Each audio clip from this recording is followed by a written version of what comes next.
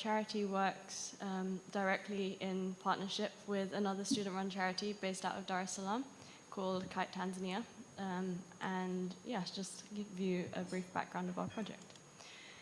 So I know we're at COP, and we usually talk about SDG 13 on climate action, but I also want to bring in SDG 6 on availability and sustainable management of water and sanitation. It's understood and widely accepted that there are very strong links between water and climate, so hopefully this isn't too irrelevant for everyone. So our current trajectory towards achieving SDG 6 is seriously off track. As of February earlier this year, 46% of the world's population, which is about 4 billion people, still lack safely managed sanitation services, and 494 million people still practice open defecation. A McKinsey report for WaterAid detailed the positive multiplier effect of investment in wash services, and ensuring everyone has a toilet where waste is safely managed will generate $86 billion per year in greater productivity and reduced health care costs. So this is an image of the model that we implemented in Tanzania. It's a circular model, as you can see. So the aim was for us to innovate around how we could manage sanitation in an informal settlement in the middle of Dar es Salaam, while also managing the waste that comes out of different solutions and minimizing the impact on the environment. We understood that innovation, when you tell engineers innovation, a lot of people think, okay, I'm going to build a new toilet, I'm going to put billions into building new technology, but actually for us we felt that innovation was more about the access and delivery of existing solutions that are locally applicable. So basically the solution that we've come up with is a simplified sewerage system, which you can see coming from the local houses and being directed to the waste settlement ponds, which are owned by the local water utility. We also had part of that waste going to a biodigester to generate biogas, which can be used for clean cooking in the area, because they still had a heavy reliance on charcoal for cooking, which also had other health impacts from the smoke. Then from there, we treated the sludge through a solar cooker to create fertilizer, which could also be used to grow crops in the local area. So as you can see, the idea of the model is basically to think more in a systems way about the co-benefits that you can get from a single thing. And another point that you can't really see on here is that in informal settlements, generally the residents there are not recognized as formal residents of the city. Because we were working in partnership as well with the government water utility, which I'll talk a bit more about on the next slide, the residents then became customers of the water utility and therefore gained legal recognition in their homes. So one of the things that we came up with, which I think is probably the largest contributor to the success of the project and the innovation side, is actually the funding of the model. So we believe that innovation in funding helps to increase community engagement and ownership of projects. We tried 3 different solutions to this. So the first was a delayed repayment scheme, which is demand-driven, and therefore the households are responsible for additional costs as part of construction. We also tried a fixed price scheme, which was supply-driven, where we were responsible for additional costs as part of construction.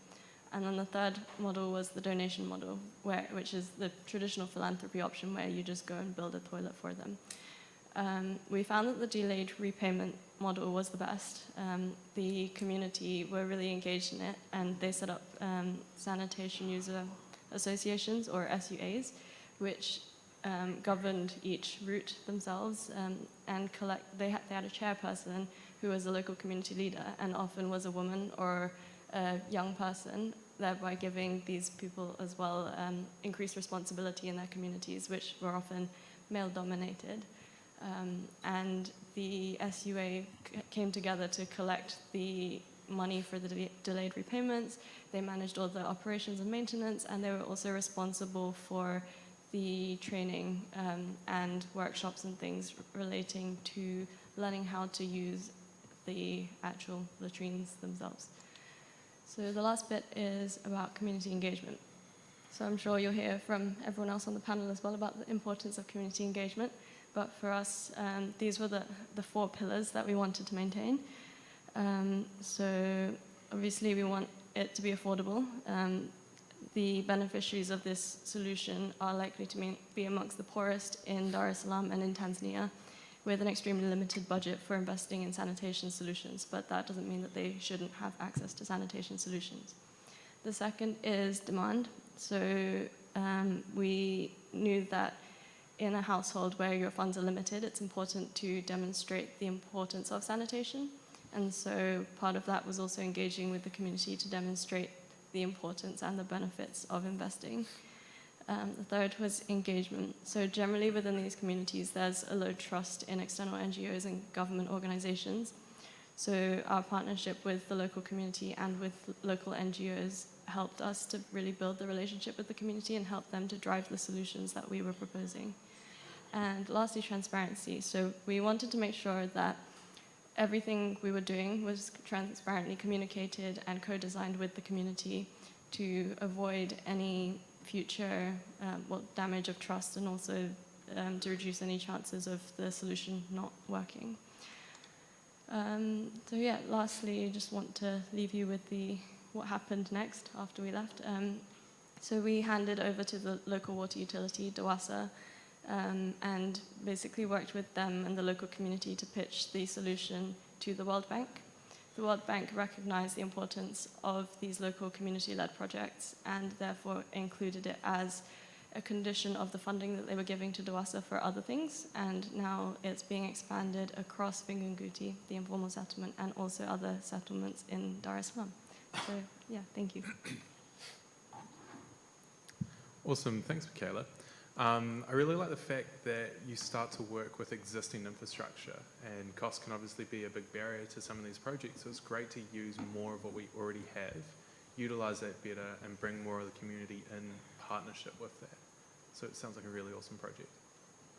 I'd like to hand over next to Nick to talk about some of the work he's been doing.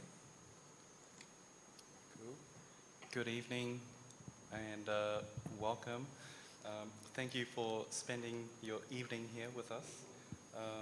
I'll be presenting this project on behalf of the Commonwealth Human Ecology Council. So this project was led by Emily Robinson, who was not able to make it here to COP.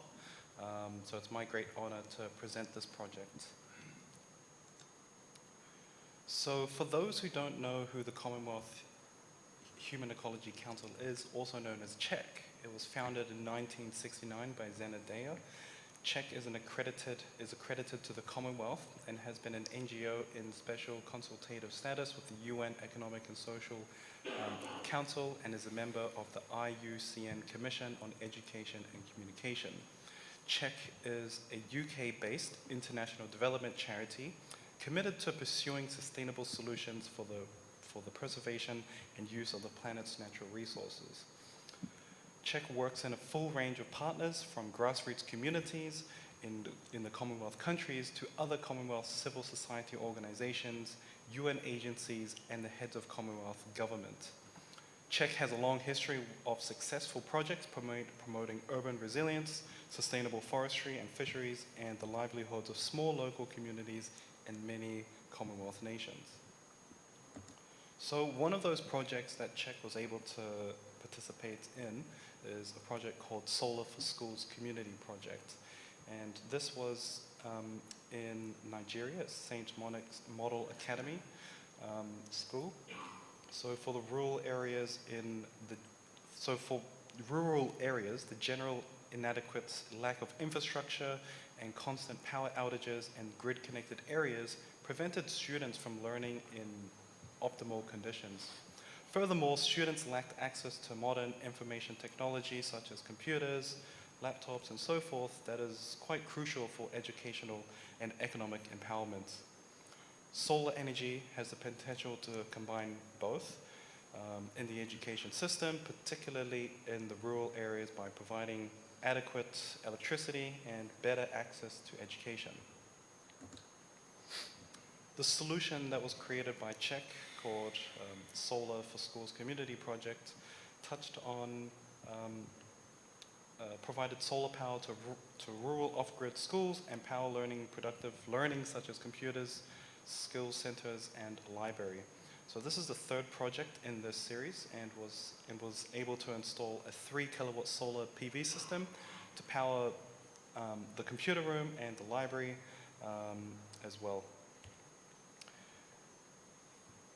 while at the same time promotes awareness amongst students and other school teachers on solar energy, sustainability, ultimately supporting rural electrification and encouraging students to pursue an interest in STEM. So there are 2 main objectives to this project. The first is to promote electricity that will power facilities in the school and designing the solar PV system, such as the solar panels, the batteries, inverters, and charge controlling systems to ensure that there is adequate power during the evening for students to study.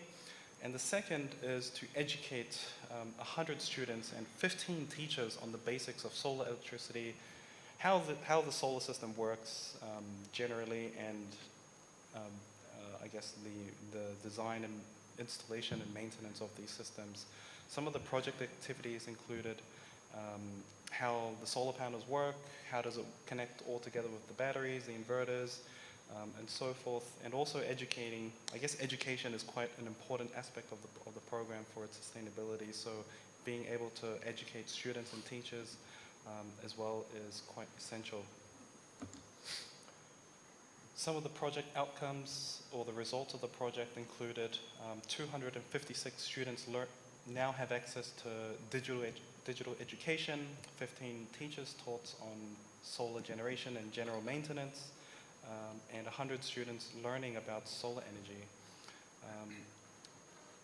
The 3 kilowatt solar PV system was installed for the computer room and library at the school and was commissioned and handed over to the community in the middle of last year in the presence of various stakeholders, such as the commission is representative of the state, members of the community, representative of the community's town union, members of the Parents Teachers Association of the school, teachers, and well-wishers. So there is a video. I'm not sure if it's able to play, but if not, that's okay. And I'll just end it here. Thank you. Awesome.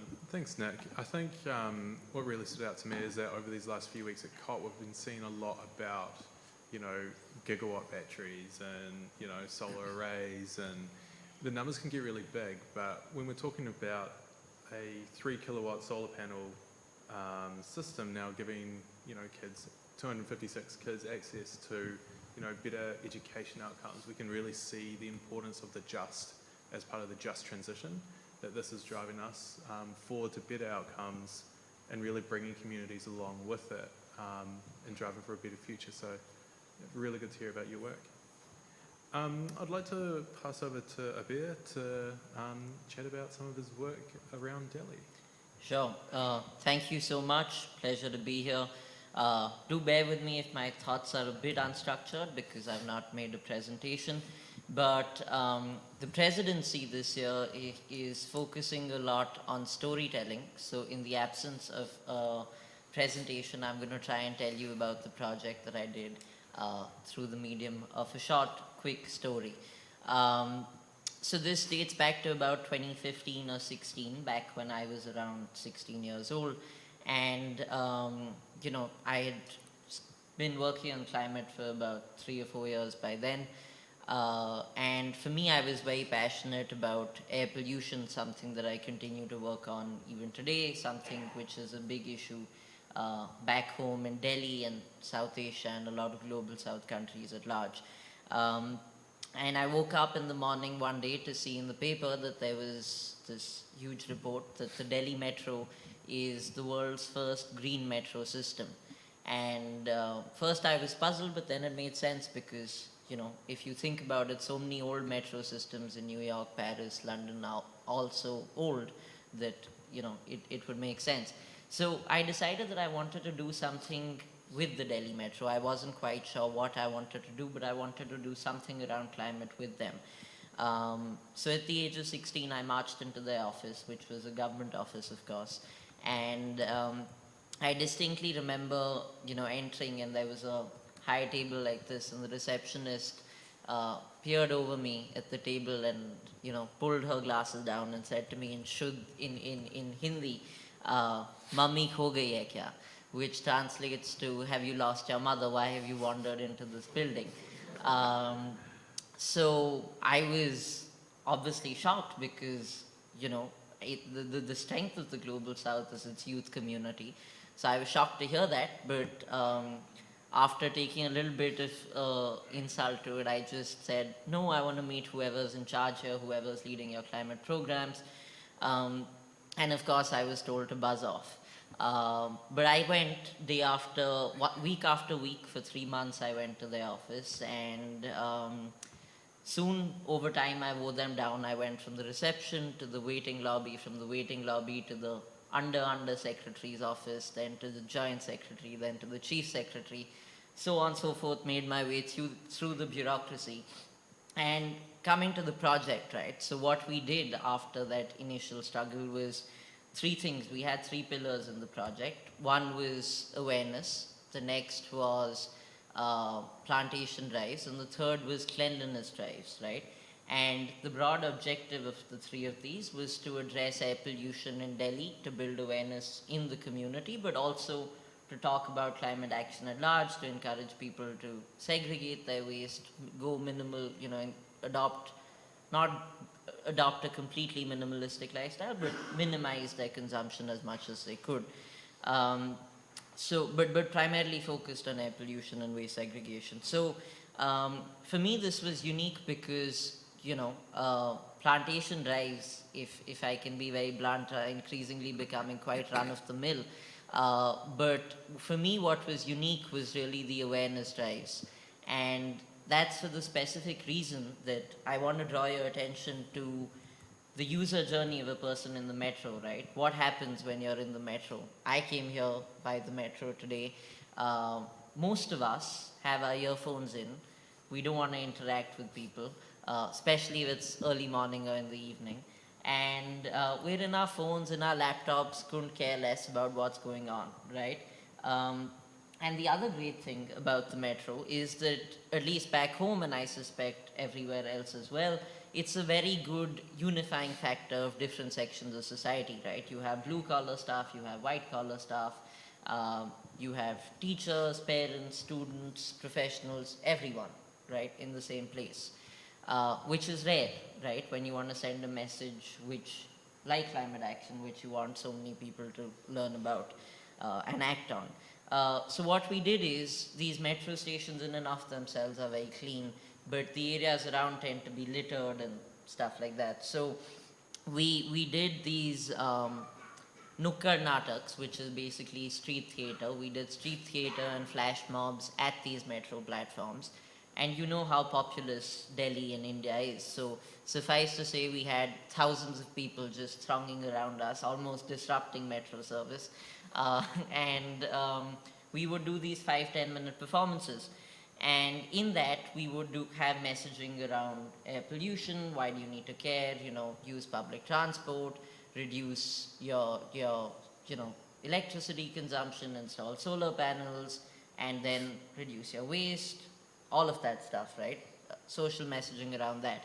And it was amazing because we would have these crowds huddle around us and stay back after the performance and ask us simple questions, something as simple as, how and why should I leave my plastic toothbrush for a bamboo toothbrush, to something much more complex and nuanced, like how can I avail of a government subsidy for my EV or for my solar panel, or how can I make money from the grid if I'm producing surplus power from my solar panels, right? And all of this, of course, feeds into ultimately air pollution. So this for me was a phenomenal project because it went on for 3 years, and it really addressed and involved all the different sections of society under one roof. We had 500 volunteers working on this from across the capital city. And that too, I was lucky to come from a private school, but they were all bratty kids, so I wanted it to be unifying even in that regard. So my volunteers were crowdsourced from NGO schools, government schools, and other private schools. So all of us stood shoulder to shoulder and did this. And we were lucky to get some recognition from the BBC and other platforms for this project. So yeah, this was a broad overview of my air pollution awareness based campaign towards a community engagement in Delhi. Awesome.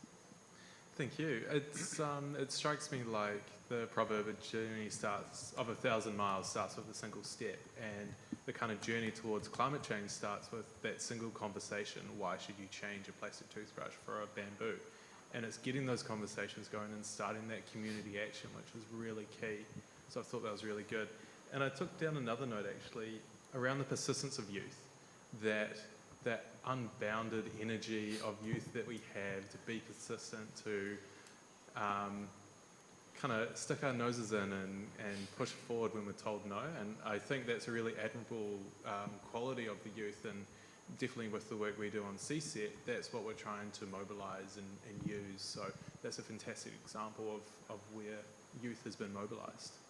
Thank you. Next is Jonathan Pooch. Jono, could you tell us about some of the work that the island of Nauru's been doing and kind of how DETA's been supporting that? Yeah, sure. Good evening, everyone. Thanks for coming along. So as Tom kind of outlined, I'm the Managing Director of DETA. So DETA is a consultancy, so I guess my angle today will be a little bit different. But I thought I would start by, has anyone here been to Nauru? No? So Nauru is a small Central Pacific island. It's the third smallest country in the world, about 12,000 people. It's very, very small. Now, it actually used to be the richest country in the world as measured by GDP per capita, based on a single phosphate mine that was started in about the 40s and ran out in about the 80s. And through a series of, perhaps a little bit of financial mismanagement, a little bit of exploitation, that country is now in a significant challenge from a financial perspective and face some real challenges in terms of what they're trying to do from a climate change perspective. Their highest point is 70 metres above sea level. It is acute in terms of the challenge that they have. And the physical and some of the emotional scars, I guess, around some of that Western influence is still there and in evidence today. I think, interestingly, from an energy perspective, before I get to our involvement, they are entirely diesel at the moment. Kind of lots and lots of solar resource, potentially some good biomass resource, but they have a lot of diesel. And that's how they generate their electricity. And that's true of many of the islands. That's how they do it at the minute. And actually, the biggest impact, which I didn't appreciate until we got on island, is the balance of trade impact on that country because of the amount of money that has to go out to overseas owned oil companies. It just completely messes up their balance of trade. And so all of this money that they might earn from tourism or fishing or, maybe some money coming home from expats, that's quite a big thing in island communities who live overseas. All of that is then going out again to, effectively it's not staying on the island, helping the island prosper. And that's true of many, many Pacific islands. So DETA's involvement really started with some aid funding coming out of the New Zealand government through the Ministry of Foreign Affairs and Trade. And originally the scope was very narrow. We were asked to help them do some energy audits and understand effectively how they could be more efficient. Now the theory was that that was a cost efficiency. There was a little bit of carbon in there, but it was also about if we could free up capacity for further electricity to go to areas of the island that isn't currently serviced by the electrical system. So you can imagine an island nation like that they may not have, and they don't have electricity distribution going everywhere, And so they end up with pockets of the country that have electricity and pockets that don't, and it's not always as reliable as it could be. Now, one of the things that we found when we got to the island was that actually that's really good. Like, energy efficiency is super important. But if you only focus on energy efficiency, you're actually missing the boat. So we went back and had some conversations with MFAT, the Ministry of Foreign Affairs, and said, look, we want to do the efficiency thing, but actually we need to talk about supply, and to talk about supply and efficiency and demand side, we actually need an overarching strategy of what we want this island to look like going forward. Why are we only focusing on electricity? Because they use diesel for their vehicles and their public transport and all these other things. Now, fortunately, we were really well supported by the Nauruan government, and a big philosophy of ours from the start was that it was us working very closely with them to develop a program that was for them. And we got great support from the New Zealand government and managed to expand the mandate so that we could actually create this broader energy strategy of which supply and demand and how we control that electricity and price were all kind of pillars that sat in and underneath that. Now, the other thing that is very apparent when you do any work in the Pacific Islands is there's all sorts of acronyms and all sorts of different, elements of funding that come in and out of the region, and it's not necessarily particularly well coordinated. So we were working under the NEEDS program, which was I actually have to look at my phone to remember what NEEDS actually means. It's the National Energy Efficiency Demand Side Program, rolls off the tongue. But also we found out about the SMARTIN program, which is supporting mainstream achievement of roadmap targets on energy, which, obviously that means a lot to people when you read it, right? But there was a UNDP program, so, effectively Nauru had an opportunity to potentially to unlock some funding and unlock some support if we could weave and bring these things in together. Now, from our perspective and the perspective that we took with the New Zealand government and the Nauruan government was actually, all the acronyms and all the funding is over there, but let's just get back to the fundamentals of what is the best thing for the island to do.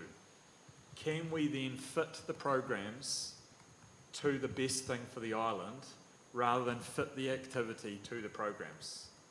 And that was really, really important, because then it meant that we did focus on the strategy, which didn't really fall inside the existing programs, but these other elements that sat within that then could fit within that program. Now, so that's great. A couple of years ago we developed this broad energy strategy, and we worked quite closely with the Minister of Energy and all these sorts of things, which was excellent. And as I sort of said, the key philosophy that we had from the start is we didn't want to be, because we're based in New Zealand, we flew in, we did some work with great support locally, and then we flew out.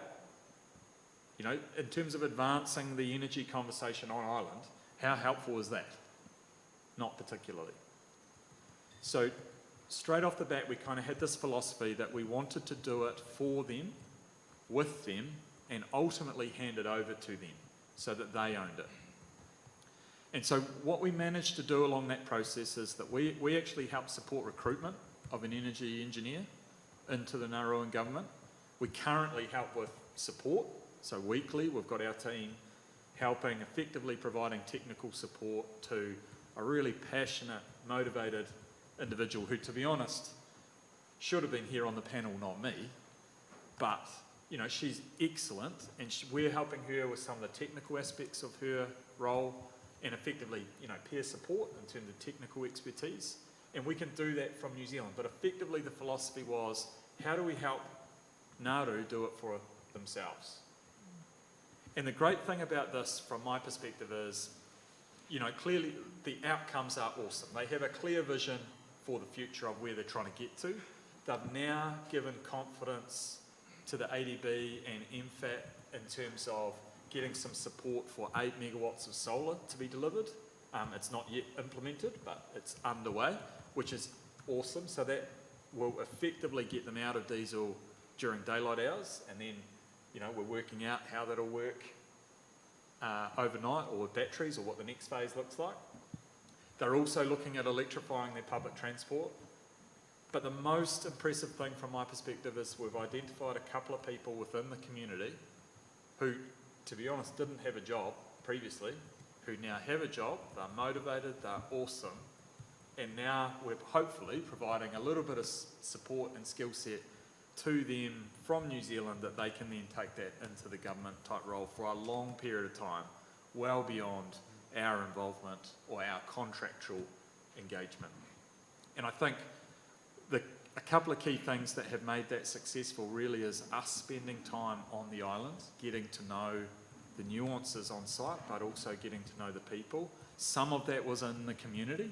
We were understanding actually how the community were using energy, why they were using it in the way that they were. But we also just had this philosophy from the start. You know, we were trying to make ourselves redundant as consultants, which is kind of a weird thing to say, but I actually wanted to make myself redundant from this job. That would be success from my perspective. And I think in terms of replicability, I think there's lots of opportunity, but as, you know, the global north, albeit in a very southern country that I come from, you know, we can't do it for people all the time. We need to help empower the global south. And I think that for me is the key thing and lesson from this particular project, which I think has been really, really meaningful, hopefully for Nauru both now and also for the longer term. And I think that's all I've got, Tom. I'm sure you could say more. I probably could. Sorry, it was too long, wasn't it? No, that was really good. I think two things really struck out to me from that. At the heart of it, it's ownership. It's ownership of your own future. It's ownership of your own energy as well, and lack of reliance, pulling back from those international markets, being able to do that domestically, holding that resilience is really important. And then the second part behind that is just making yourself redundant, like getting in there to support in those initial stages and then standing back and saying, okay, this is your mahi, your work, your space, and allowing people to have ownership over that and, you know, own their future. I think that's really empowering, and that's where we must get to as well. Thank you for your work. I think this is the point where we now transition into the Q&A part of this. So it'd be great to get any questions from the floor here, or yeah, we've got one already right at the front. So I'll pick up where you left off around having community-based ownership, which is something that members of support. One thing that's noticeable, I think, from all the conversation for this Boston value is that. Yeah. There's no conversation, very little conversation about building the capacity of community-based organizations and actually enhancing existing capacity. So you may want to respond to that, but I just think that's noticeable. Yeah, I think so. You know, we worked with MFAT, and they had an idea in their mind of what they wanted us to do, and I guess we didn't actually think it was that different at the time to push back and go, actually, like, you might want us to do that, but I don't think they actually need that. And I think the global north probably need to be more cognizant of actually what will empower the global south for longer, which is exactly your point.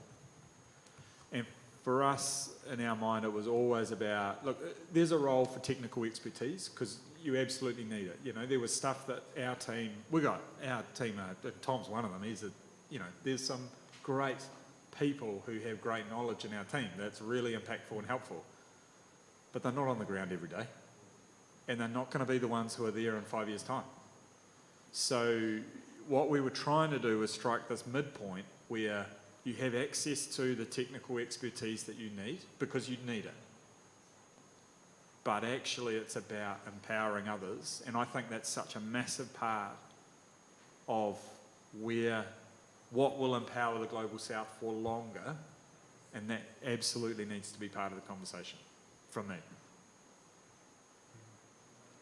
Awesome. I'd also like to open this up to the rest of the panel here as a wider context. And I guess to summarize your point, and hopefully I do it right, is what's that regional perspective and regional approach to some of this work, and why is it important to take that rather than an external view coming in from external funding or external organisation? Why is the local important?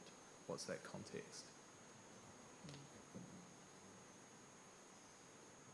Nick, maybe? Okay, I guess I'm the Put you on the spot. first one up. Yep. Yeah, I really loved what Jonathan was saying about empowering the global north and particularly these small islands. And that's something I can resemble from being on a small island myself in Samoa. And being redundant is something that is essentially key to empowering and ensuring that there is sustainability in the long term. And I can speak on this from my own experience working in the utility and working with different companies, trying to implement projects into Samoa. And essentially they come in, implement their project, and then they leave. And within that time period, they give us 2 weeks of training. And when we do seek expertise and support afterwards, you know, there's a big bill that comes with that. And essentially what we don't want in the Pacific and with other global south countries is expertise dumping and technology dumping, because that doesn't actually solve a lot of the problems. You're just putting a big band-aid over everything. And so having the idea of being redundant, which is so good to hear, and sharing the, you know, like the knowledge and the expertise and building the community up, bottom up, is essentially a unique model for the Pacific Islands, essentially. And just to give a few more examples of different approaches where the community have pushed back on certain technologies, such as electric vehicles in Samoa. Some companies have come in and said electric vehicles are way better than your normal everyday car. It's more affordable, which is not. And so a lot of the village councils actually come in and say, why do we need electric vehicles? Wouldn't it just electrocute us? There isn't actually much support there for electric vehicles. Another one to kind of emphasize or kind of nail down on the point that I'm trying to make is smart meters, and that's really a replacement of the old ticketing of I guess your electricity consumption for different buildings. And really, if there is no community acceptance, community ownership, community engagement, then you're going to get a lot of resistance from all of this, and you're not actually accelerating the process, you're stalling it. And yeah, I mean, just want to really echo the point that you've been saying and really like your project in Nauru. We should connect after.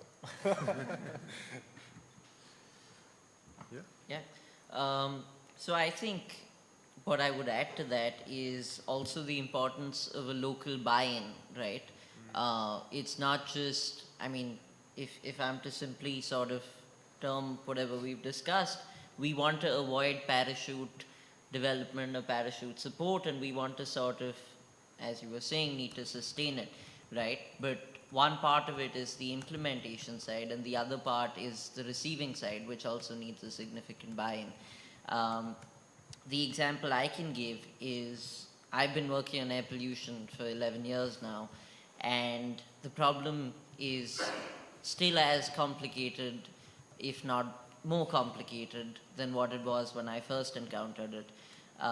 In North India, we see air pollution air pollution is there year-round, but we literally see it and smell it in the winter months, usually October to January or February. And it's a collection of states, right? There's 4 or 5 states in that region which are bearing the brunt of this problem. And there's a different local context which is contributing to the problem, which is collectively building up. So in the states of Punjab and Haryana, it might be stubble burning the farmers are doing. In Delhi and Uttar Pradesh, it's usually either vehicular emissions and or road dust and construction dust from so much development that's going on. And of course, the larger issue is that with winter months, it's changing wind currents and meteorological factors, but there's not much we can do about that, right? What can be addressed is the anthropogenic contributors, and that needs a significant local buy-in, because across all 4 or 5 of these states, there has, for example, been a firecracker ban by the Supreme Court, but that's been falling on deaf ears, right? Especially around the festive season. And it's not possible for the police to sort of go and arrest so many tens of thousands, if not more people in one night. So how do you get that local buy-in, right? One quick example that I'll give to that is in 2020, we had around 1,200 complaints of firecrackers registered with the Delhi police. And obviously the real numbers are probably tenfold, manyfold higher than that. But if those 1,200 complaints were to fall to 300 in, say, 3 years, by 2023, this year, what message does that send, right? How do you secure sort of implementation or enforcement of climate laws? You do it by getting a buy-in not just from the community, but also from the policymakers and politicians. And what do they want? They want votes. So if those 1,200 complaints were to fall to 300 complaints to the rational politician, that would mean that they can get 900 more votes just by talking about enforcing a particular ban or implementing new laws in their electoral rallies. So we talk about not politicizing these issues, but I think to create community level awareness, responsible or productive politicization is also another important element. Not just to get a buy-in, that's the second stage, but first to create awareness. So yeah. Sure. I guess it's getting difficult to find things to add because you guys are making really good points. But I guess the one thing I want to touch on is like the aftermath of colonialism, which I guess is the aspect that we were really conscious of as an organization coming from the global north and doing a project in the global south. I think there's a lot of work in the development space which comes across as very paternalistic, and you go there and you tell them what's good for them. And you're the expert because you have a university degree or you have whatever letters after your name. But it's actually just recognizing that we're all human and that actually we are not all free until everyone is free. So I think that was the key thing about our approach with CDI and changing the way that development was done, is just recognizing that actually we have a certain power that's given to us because of who we are and where we come from. And it felt like our moral right and duty to actually use that power to open up spaces for others and to hand that power over to the local communities to be able to make the changes that they wanted and needed for themselves.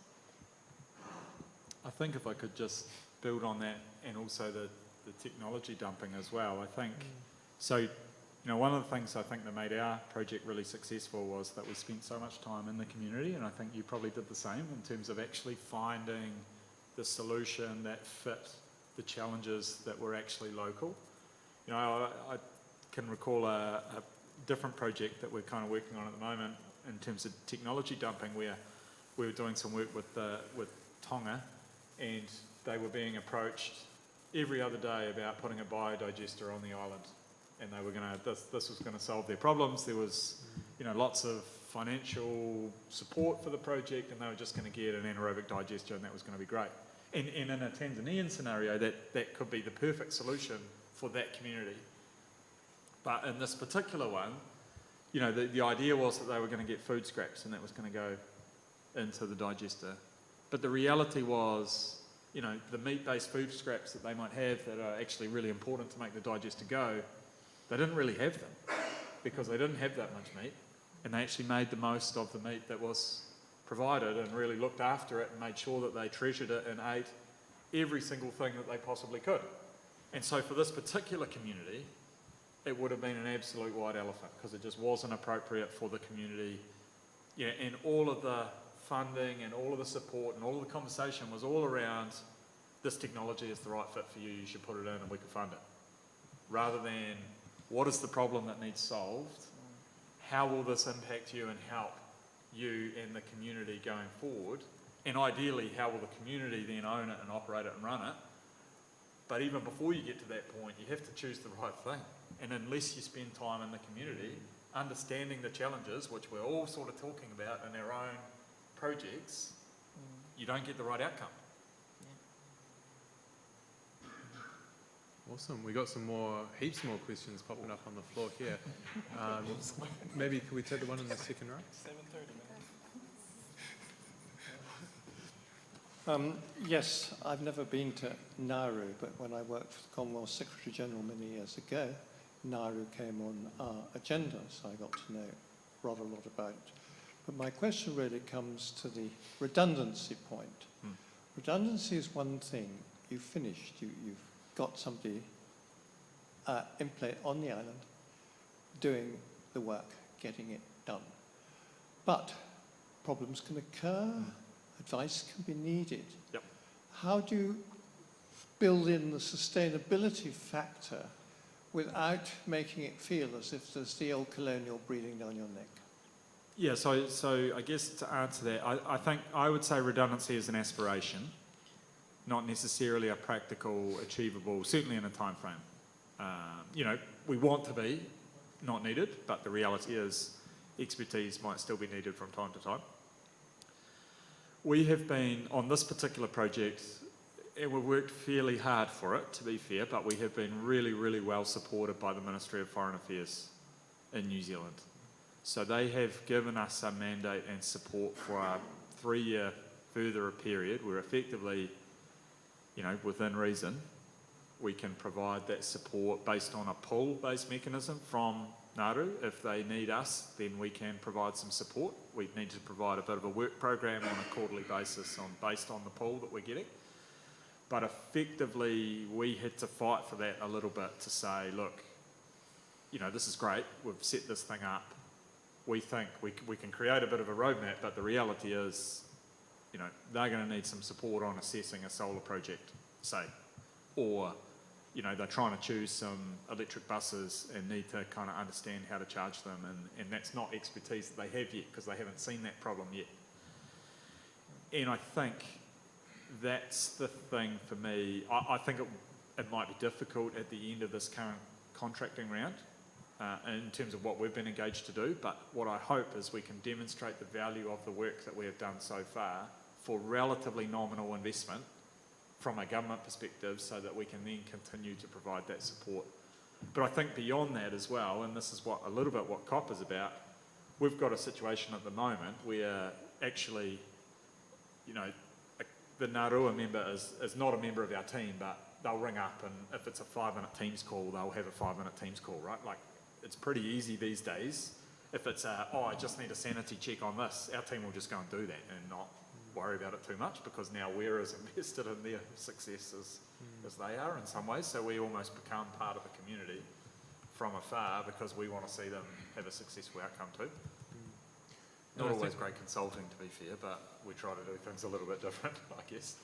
I think that goes to a partnerships approach, right? Where that's the heart behind these engagements, and that's the heart behind a lot of these projects we hear on the panel here, that it's a partnership with the local community, with people. People-centred, people-first, people-object-orientated as well. So unless anyone else on the panel wants to jump into that. Yeah, Michaela, sure. Yeah, I think the idea of being redundant for us was a big one as well.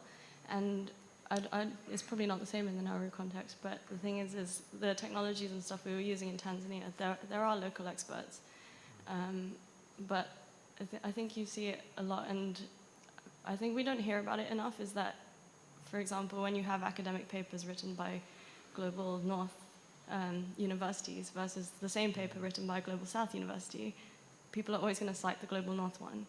But that doesn't mean that the knowledge doesn't exist where it was also published in the Global South.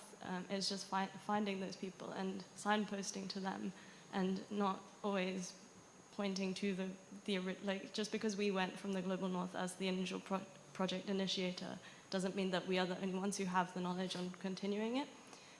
So yeah, building on that, building partnerships with the right people, but also creating space for people with the expertise to actually come in after us. Yeah. Very quickly, what I was going to add to answer Mark's question was, I have a friend and colleague, and I can't take specific names of the organization, but this friend was supporting a waste segregation project in a small island state, island union territory off the southern coast of India, the Andaman and Nicobar Islands. And over there, we were working with this very small community to ensure that their waste is being collected and disposed of properly. And this friend's organization had got a e-cart, a fancy e-cart, which we had set up there to go collect. But about 6 months or 8 months into the project, the e-cart broke down, and none of the engineers there knew how to fix it, because they didn't have, they could fix bikes or maybe simple cars, but not the e-cart. So what the colleagues team did was to, of course, they flew in a trainer or whoever, the mechanic who had to fix the e-cart, but they also spent some additional money then and there to say that, if something like this happens in the future, we should train the local mechanics there and upscale them, so that, we are not needed in the future. So with a little bit of additional investment, you can actually build capacity and train people on the ground to reduce that dependency and increase that redundancy. Yeah.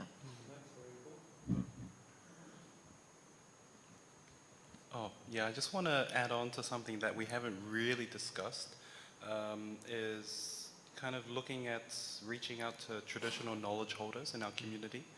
And before we started doing these feasibility studies and kind of doing these site surveys to kind of look for renewable energy sites and so forth, before all of that, I guess in the Samoan context, a lot of that knowledge was passed down verbally through storytelling. And so, for an example, before a study on geothermal in Samoa, the people in that village particularly already knew that existed way before the science did. Also with our wind farm location, like there's a lot of stories around that. And now there's technologies being proposed in Samoa, such as floating solar panels and like offshore wind and tidal. Like that's really good. But that knowledge through our communities and through our traditional knowledge holders have already known those specific sites in general. The science just actually proves it. And so what's really missing in these conversations and in the negotiations and here at COP is actually uplifting and empowering those traditional knowledge holders to bring them into the conversation, to bring them into the consultation as well. And what I see kind of missing in that puzzle of all of this is kind of passing that knowledge down to our young people, and then as they get older, they will continue they'll continue that practice of knowledge sharing as well. So I just wanted to touch on that because that really hasn't been talked enough here at COP and at this panel. Yeah, thanks for that, Nick. I think it also talks to the youth context as well for how youth can get engaged, because it's not just the youth, but it's the whole how do we bring everyone and bring all that knowledge together, youth, elders as well, and not just the decision makers in the middle, and bringing that knowledge and distributing that and making it available to everyone as well. I think that's a really good point. Thank you. We had a question in the back.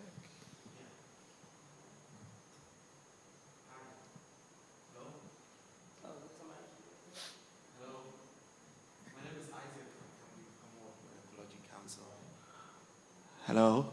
Yeah. Michaela, I really enjoyed the project you talked about. It's very similar to a demonstrator in Ghana too, in the north, which I got the opportunity to consult in the beginning. So what I'm interested in hearing about is, because you're working in a very circular and systems-driven perspective with the project, what are some of the difficulties you face with bringing different stakeholders in the community together, and how you were able to handle that challenge? Because that's something that dealt with in that project. Yeah, I think that's a really good question, because obviously even if I was working on a project in the UK, I wouldn't be able to march into a city and say, take me to your leader. But that's essentially what we tried to do, is just try to identify like the pockets of community leadership, and that's especially in a place like Vingunguti, which is such a like close-knit community, given like how it's set up. It was quite easy to find those pockets of leadership within the community. So they already had like local community associations, so you'd find the leaders of those, and then sometimes the leaders were not always who you'd expect, because I think initially when the teams went out, they thought, okay, it's going to be like the oldest man in the community is going to be the leader, but that's not always true. Sometimes it's the woman who owns the local shop where people gather to exchange gossip and to talk about what's happening in the community, or it's the girl who is in charge of like all the local activities at their school. So I think the key thing is really just to talk to the community, to ask the right questions, to listen to them, and to understand how the community works, because every single community is different. Even if like I go to the town next to the one I live in, that doesn't mean I know how it works. So yeah. Awesome.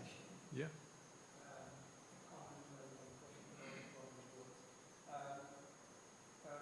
What I have seen in all these presentations is lack of engagement with new technology as a tool for communication and a tool for empowerment.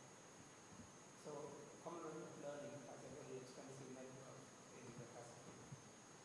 And they also have a non-formal education in many ways. And coupled with that, especially coming from the University of Canterbury, I've read that Canterbury University, New Zealand, is a sector leader in micro-credentials. Yep. You know, a small part of it, you don't have to have a diploma or a degree, but you can be, your expertise can be acknowledged in a very specific area, given credentials for that. Yep. I see a sort of a big role for micro-credentials in all these projects, in terms of project management, in terms of knowledge of, whatever you are trying to do there, can enable the community youth, community elders Yep. to have a micro-credential, which then can connect with what you were telling about the north-south and then not being connected to the knowledge. So this could be one way of connecting the traditional knowledge systems with modern scientific knowledge, so to speak. So I was just wondering whether you want to think about any role that we can see for the use of technology in empowering communities, along with the language and aspects of everything, but the tools that are used, the outcome that is achieved outside of the measurable that we have. If you want to comment on that. I can go first. Okay. So I guess I'll start. There's kind of two parts to that for me. I think the technology element is absolutely critical. I guess one of the things that we were really conscious of was that technology dumping. So we didn't just want to go, here's smart meters, or let's meter everything and understand it. Acknowledging that most houses in Nauru don't have the internet, or don't have access even to cell phones, and we needed to operate within the context that we were in. Now, energy can be a real enabler for that, and that was a key part of the strategy around actually how do we use energy as a platform around better access to energy, then becoming a platform for better access to technology more generally. But I guess a strategy is a strategy, and it takes a little while to execute some of those things, and some of the things like having electricity is a higher priority than some of the tech that then comes in terms of the enablement.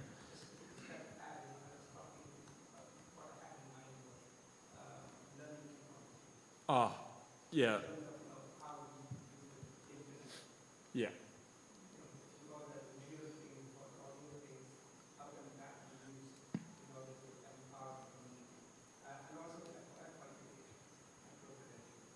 Yeah, I think to that point, there's a couple of things for me. I think in terms of micro-credentials, and maybe I'm not talking with a University of Canterbury hat on, but I think we need to be really clear around who the micro-credentials are for. So, you know, if you have an elder who is incredibly knowledgeable, and you know, probably Nick can talk to this better than I can, what value do they get out of the micro-credentials? So who is it actually helping to go through that process? Now, that's not to say that they don't have the knowledge and the skill and that sort of thing. So I think we just need caution on that. That's probably an area of caution for me. I think in terms of the youth, I think, you know, there is a real opportunity and in a you know, I think Michaela made the point around the knowledge that exists in the Global South and in higher education and indeed, you know, secondary school education as well, in terms of coming out of the Global South, that I don't think is necessarily fully understood or respected enough from the Global North. There's some really, really smart people that we dealt with in Nauru. We had no problem. In fact, it's probably one of the harder recruitment jobs I've ever had to do, is to choose the energy manager for Nauru, because there were so many good candidates. And so I think there's things like that we just need to be really careful and cognizant of, and anything we can do around empowerment through education, particularly in this forum with motivated youth, is absolutely, you know, that's going to pay dividends tenfold over a relatively short period of time. But I guess under all of that, I'm a bit of a pragmatist too. Like, I can't go and create the University of Nauru either. And so we've got to be able to kind of get started and get rolling. And I guess our way of doing that at the moment was more one-to-one peer support, or 1 to 2 or 1 to 3. It was the best way for us to, I guess, have that impact within the confines of what we had. Now, I would love the University of Canterbury to be a bit more active on supporting some scholarships or sponsorship and a tighter connection. But that's a big ship that I'm working on. I think I might broaden the question as well for the rest of the panelists here. In terms of catalysing these communities to drive social change and environmental outcomes, what are the skills that you see are lacking that need to be built? And like, what's the enabling stuff? Or are the communities ready to go now, or what do they need and how can we deliver that? I just want to answer your question and touch on Jonathan's point, is that before we even start to think about kind of micro credentials, is that there isn't enough focus on energy education at kind of the primary school level to high school and tertiary and so forth. In Samoa, we still struggle with kind of how many students actually go out and do engineering. Like, engineering is quite a difficult subject to pursue, and actually kind of making it more attractive for them to come back. And even if they do come back, there's still a big question mark on will they kind of educate their community, educate their colleagues as well. Will they leave in the next 2 years, in the next 3 years? So there is quite a lot of uncertainty. I do like micro-credentials because that's something that is quite beneficial for our communities. But from a pragmatic point of view, like, we're still somewhat struggling with basic infrastructure in our rural communities.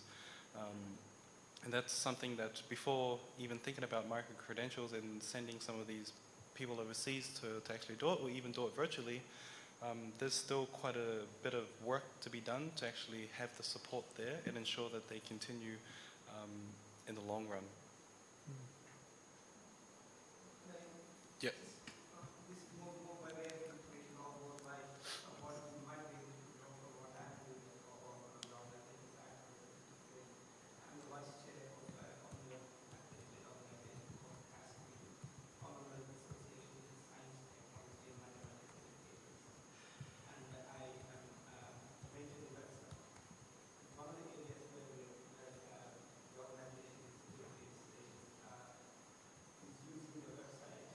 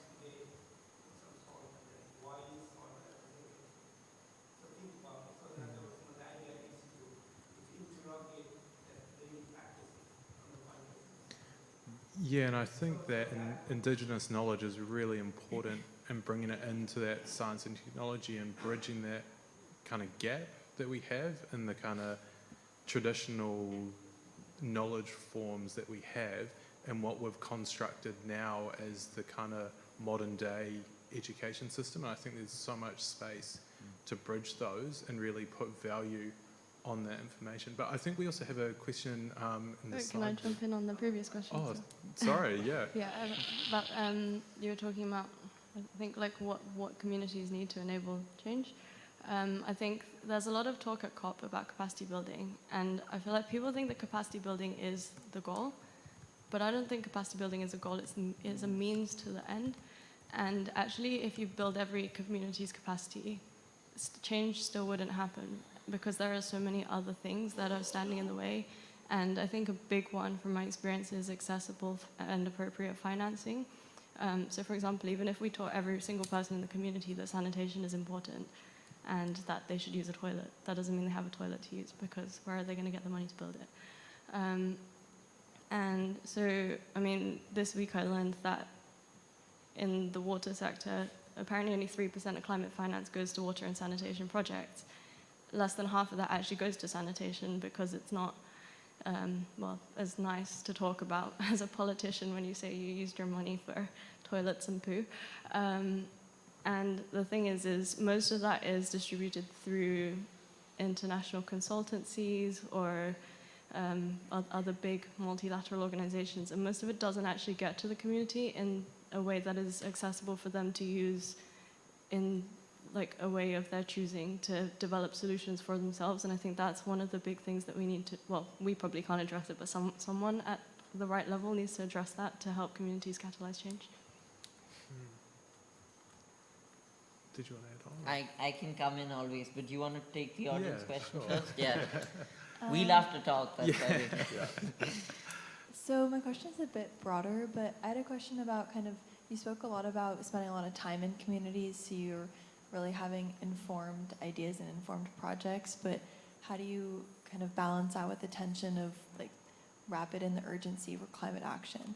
I think a lot of times we talk about making informed decisions, but that takes a lot of time.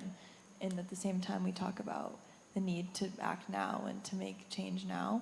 So kind of how do you balance those things? And also the scale of many of these very in-depth projects, the scale at which we need to take action is a lot broader. So kind of how do we manage that tension between time and the tension to scale up these types of projects that really create lasting and empowering change?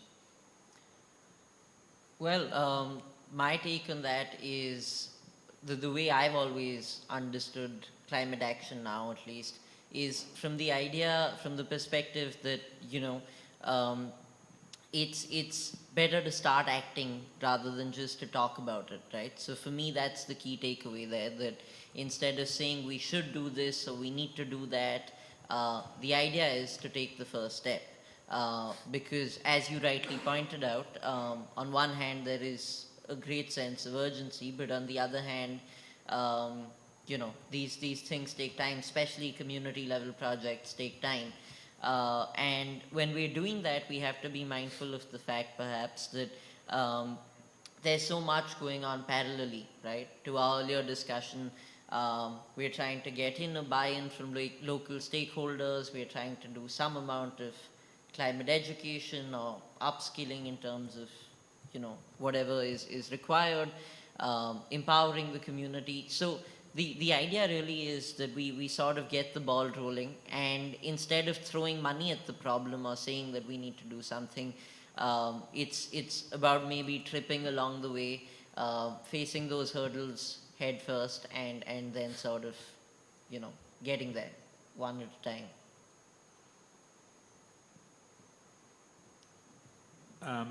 I guess from my perspective, and talking about the Nauru example, and it's to be fair, it's an example across all the projects that we do. I think there's a danger in letting perfection get in the way of good, and so I think sometimes we need to pull the trigger and act a little bit, you know, with not all of the knowledge that maybe we want, but comfortable in the fact that tomorrow's got to be better than today.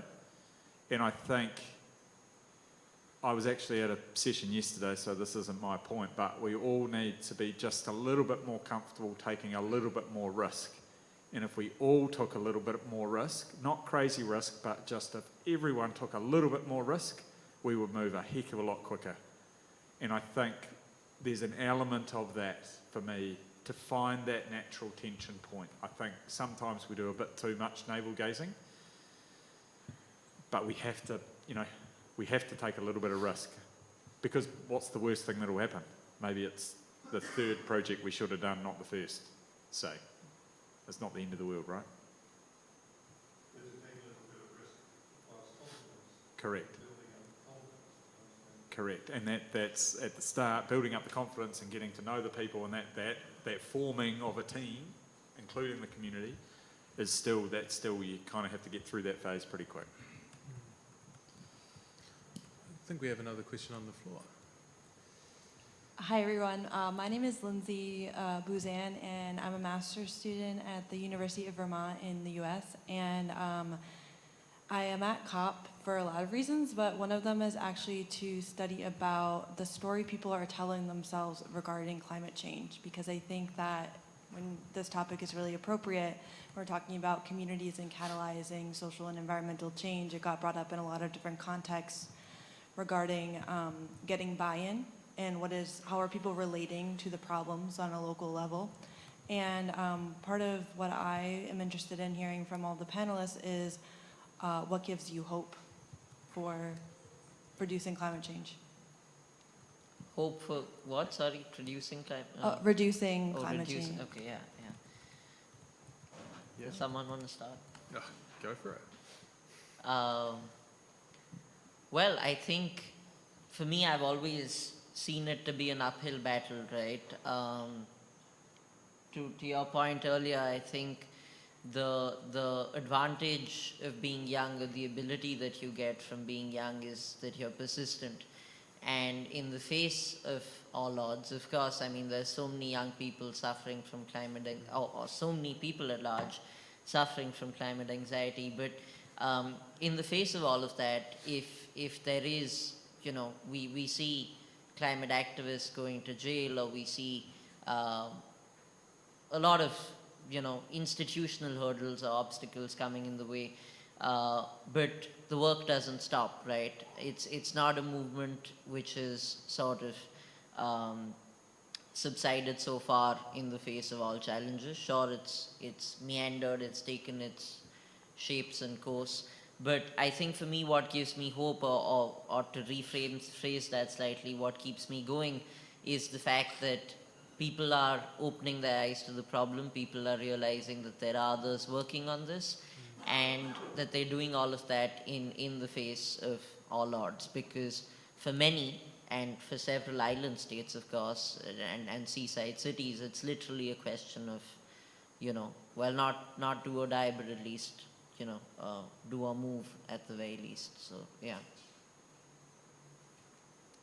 I think what gives me hope is not only the community that I'm working with on the ground is quite ambitious with what they want to do in terms of climate action, but I guess coming here, this is my first COP, and seeing a lot of the negotiators from the Pacific Islands actually traveling over 20 hours to come to Dubai, and previous COPs to kind of push for quite an ambitious agenda and priorities for the Pacific Islands. And I guess being part of that room and seeing how little our team is, and how hard these negotiators are working, and the support behind, that actually gives me a lot of hope. Because before coming to COP, I had no idea exactly what our negotiators were doing.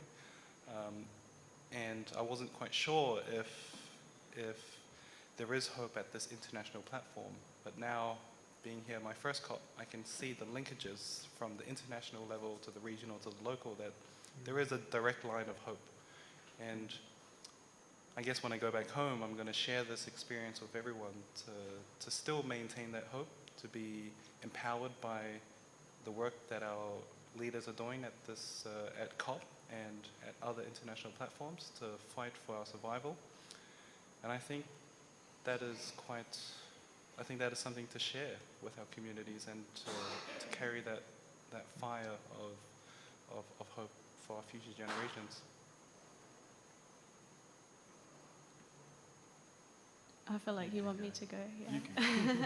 I feel like I've talked a lot. It's like a stare down. Okay.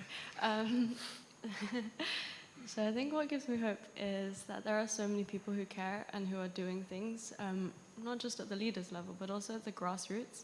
And I've met so many people at COP who are doing really inspiring things in their countries that you begin to realize that a lot of the solutions that we need to different problems are already out there, but they're just disconnected from each other, and we're not sharing knowledge enough globally, locally, across sectors.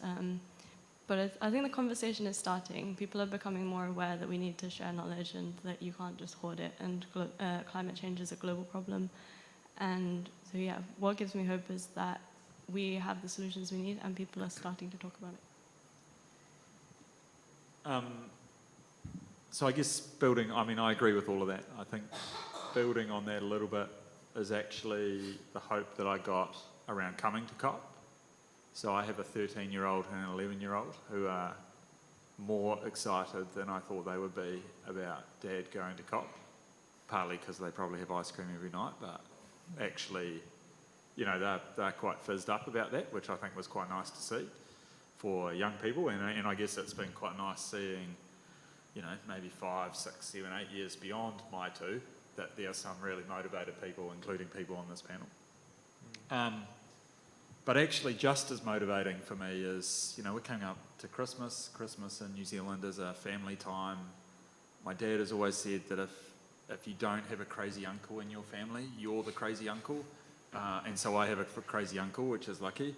But actually I got a message from him early on, because he is a farmer and is quite a traditional New Zealand farmer who previously we've had some quite challenging conversations around the work that I do. But he was actually quite excited that I was here at COP as well. And I think, for me, I guess what gives hope is young people coming through who will change the world, and we've got some of them here. But also if we can change the mind of my crazy uncle that actually this is something that we need to tackle, then I think we're actually doing a pretty good job at the moment. We need to do a lot more, clearly, but if we can change his mind, I'm surprised that we did, to be honest. So I will remind you, Jono, that this session is recorded and live streamed. Yeah, I knew that. But I'd like to add on to that what gives us hope is actually everyone in this room. So everyone who's here, everyone that's at COP, is one of the reasons why someone has hope. Someone in your community, someone in your company, someone in your neighborhood says, oh, the person, down the road went to COP. I know them, I can see them, I can talk to them, I feel some level of representation. So part of that hope is actually when we all go back to our normal 9-to-5s, to our normal communities, how we interact with people and how we share what's happened at this COP is going to have a big impact on the hope others have as well. So that's a big takeaway from all of us, that this is a great opportunity, but also great responsibility on us to take this back as well. And at this point, is there any other questions? We probably have time for one more question from the audience.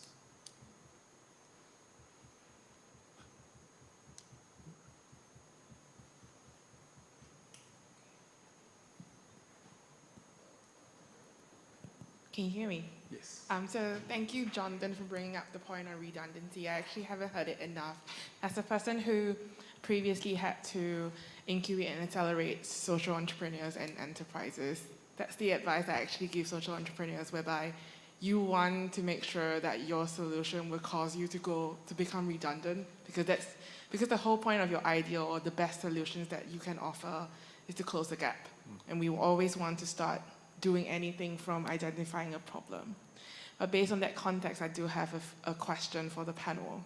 I'm not sure who can answer this, but considering that there are many solutions already out there that could probably be very much useful in anywhere in the world, including SIDS or small island states, and that the gap is really about sharing, what is your advice, or what do you think young entrepreneurs and social entrepreneurs per se really must do visibly, beyond the fact of, you know, having a lot of money and needing to travel to those exact places to do a deep due diligence and research and talking to the communities, because those requires a lot of resources. So, but what other ideas do you think you have for them to have a proper understanding of whether the solutions they have will really be beneficial to the markets that they really want to enter?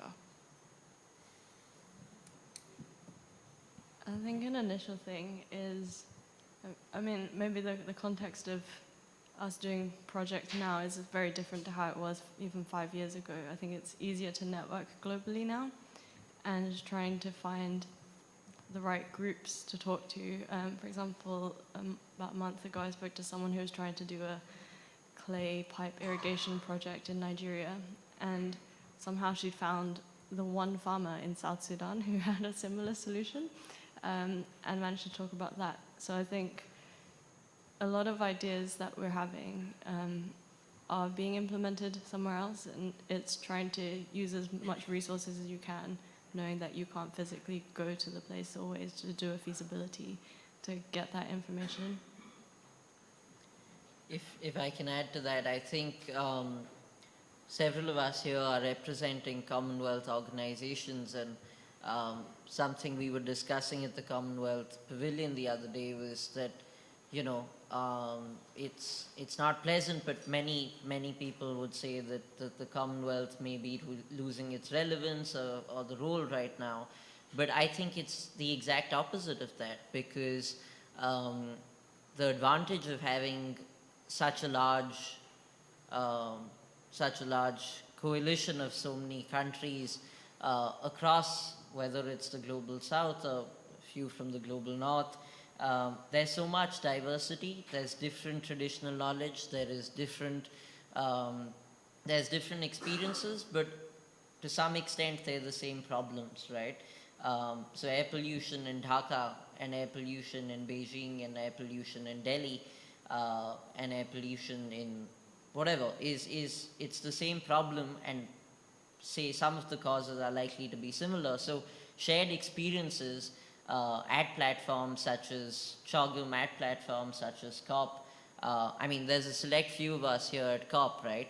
But it's our responsibility to say that, you know, I was talking to someone else who's working on air pollution in their country, and this is what they've done. Maybe we should give this a shot, right? So exchanging those ideas is important, and not directly related, but something tangential that I've been wanting to add is, you know, to your point about entrepreneurs, I think it's also important nowadays to emphasize on the need for intrapreneurship, right? Which is to say that if you think about it, today in most of the corporates around the world, whoever is heading ESG or sustainability or their climate change programs are people who've not done a degree in that thing, in these things, right? Because 30 years ago, there was no such thing as an MBA in sustainability. And thereby, the leaders, say the global sustainability leader for a consulting company or whoever it is probably very cognizant of the fact that they are lacking a certain educational background, which several people who've recently joined their team have. So they're open to sort of, you know, listening to young voices within the corporate, non-profit, civil society space, and they're saying that, you know what, maybe your ideas could be useful, maybe your knowledge that you've got through your degrees could be useful, and I think those are also ideas which need to be taken to a more macro level. So, yeah. I think we'll give the last word to Nick at the end and finish up there. Yeah, thanks.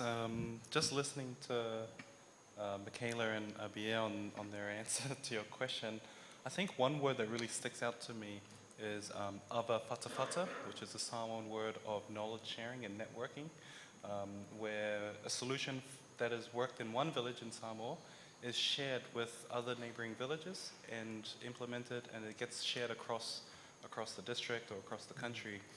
And I think that same principle and concept can be applied at various other platforms and events such as COP. And just really touching on the points made previously by the other panelists, is using that as a means to find solutions, talk to other people, and kind of network and kind of hear similar problems happening in other parts of the world.